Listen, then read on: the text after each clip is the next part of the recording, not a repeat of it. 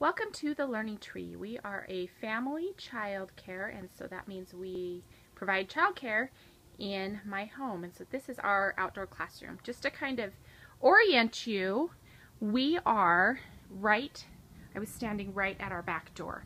So the child care is in our walkout basement, and we can just come right out to this level. And so it's really just convenient and perfect for the kids because we can go in and out very easily. All right, so we have, starting out, our yard is very sloped, and so we had terraced it when we started working on it. So what we've got on this level is just, mainly we have our patio, and it's a very flexible space that we can pull different things for the kids based on their needs. Right now we have a sensory table out here. We have an art easel, which is very well used. We have a little bench for the kids to sit on, a water table that we can fill up with water or other sensory materials, and we have our ride-on toys. These are the Wiggle plasma cars, and they are awesome. They can be used for almost any age of kids up to adults. They're very flexible, they fit in small spaces, and they're a lot of fun. And then we have our little cozy coupe cars that are a lot of fun, especially for the younger ones. Over here we have, it's kind of our future project area at the yard. We're going to put in garden boxes and a community garden for our parents. And then we have a little pathway that leads down to the second level of the yard. Eventually that will have some different material on it so that the erosion doesn't bother it so much, and it's a little bit more useful for the kids. We also have two tables out here that we can use for snack or art, and the kids do a lot of dramatic play with those as well. We've repurposed some flower pots to use out here. We have, this one is our outdoor art supplies, and we bring a lot of stuff outside that isn't kept out here, but this has our paintbrushes and sidewalk chalk that we use on a regular basis out here. In addition, we have the little grinding pot that they can use for various reasons out here. They were most recently making paint with the sidewalk chalk. We also have found it very, very helpful to have a place for shoes because they tend to get lost. Our yard's quite large, and a lot of them come in camouflage shoes, and so this is a really perfect solution. When the shoes come off, we just have the kids bring them right up here, and they don't get lost nearly as easily that way. So right off the patio we have this large grassy area. Right along here will eventually be some flowers. That's kind of a flexible space we haven't really decided about. Up those stairs is where our dog lives. She comes out quite frequently. We have a big yellow lab, and she enjoys spending time with the kids, but she's been put away right now. Alright, so this is probably the crown jewel of our backyard. So we have a waterfall that my husband put in. I had a lot of different ideas about what I wanted to do out here, and he kind of took them and put them all together and did this for me. So I like it because usually we have control over it, about what comes out and what doesn't. It's very easy to control the flow on that, so I turned it up quite high so we can kind of get a good sense as to how it works down there. But it's also connected to our rain gutter. So you can see it's wet down there right now because it was recently raining. You can hear the thunder. But in general, it dries up very quickly. We don't really have a problem with standing water or pooling water. And so, when it's just recently rained or we've just turned it off, it takes a few minutes to dry it, but it honestly doesn't take much time at all. So the water comes out there, and then they kind of have a little splash pad area right here. Our toddlers crawl around on this a lot. We have kids that like to fill up water right there, and then they can take it to the sandbox or wherever they need it, and just go ahead and move forward with their play. We also, on top of that, is another flower bed that eventually will have strawberries, is the plan for that. We can keep the dog from digging it and keep it from eroding. A lot of this is new, and so we're still working on kind of the final plans and implementing all of the ideas that we have. So the water just comes off here and heads down a dry creek bed that we have. It's a lot of fun for the kids. There are, several rocks that have edges. They're not really sharp, but you know, they aren't exactly smooth. However, we've had this in the entire summer and we haven't had a single accident or injury on this space. The kids are in general very careful, and we don't even usually have to give a lot of direction about that.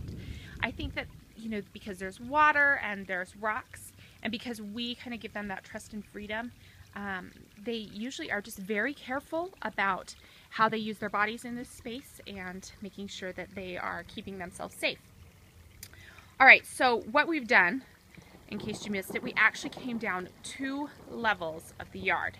So we're at the bottom level right now. We'll go back up to the middle in a second. But so this is the kids' favorite part of this, is watching the water come down. And it isn't as exciting right now because it was already wet, so it's just kind of zoomed down. But they love to watch it, especially when it's dry, it's been off, and just to kind of watch how the water moves down this path and what happens to things that they put in it. They like to dam it up a lot and put sand and wood chips and rocks. Usually we kind of encourage them to use the materials that are already in their creek bed, because there's plenty of those available here. And then we just have this large grassy area at the bottom of the yard. Just by way of future plans, we're going to have lilac bushes that go right there. Those are my favorite flower, and so I'm excited about that. And then we plan to put in several fruit trees all up along this wall, apples and pears and peaches and cherries. And then, you know, let the kids help with the picking and harvesting, and there's going to be lots of learning going on there. This is our little play structure. We got it from Costco, in case anyone is wondering. And we do have to refinish it every year, so that is a little bit of a challenge. You can see the door right there hasn't held up as well as maybe an industrial strength playset, but it's worked out right for our purposes. All right, over here we have, you can see kind of the 2 levels of rock walls that we have. So we have that wall and then the second wall, and we'll go up to the middle level in between. But we've got 2 flower beds set out on this level. This year we didn't have a lot of time, and so I had a pack of wildflowers. We kind of threw them out here late in the summer, and this is where we're at with those.